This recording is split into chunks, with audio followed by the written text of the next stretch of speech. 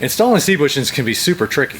I'm going to show you today how to correctly install them next on the Bronco Garage.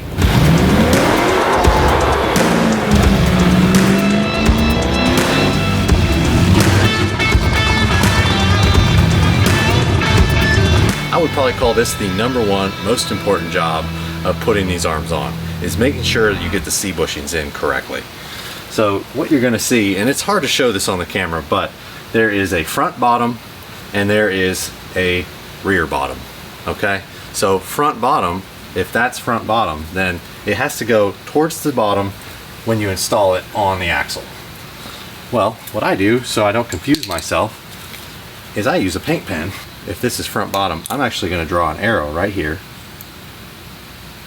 and I'm going to put driver F, D, F. So when I put this on, I clearly see that it's going in correctly, and I'm not second guessing myself later on when I've got this all together.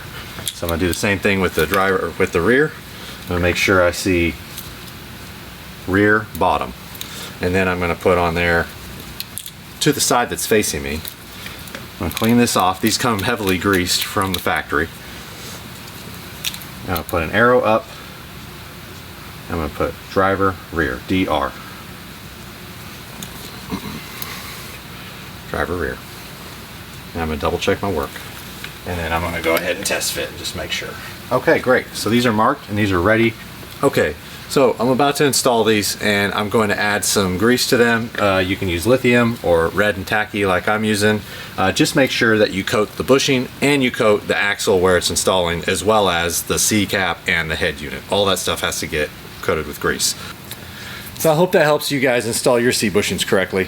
Don't forget to check out the T-Rex arm install video, and go ahead and subscribe, leave a comment below, and thanks again for watching. We'll catch you guys next time.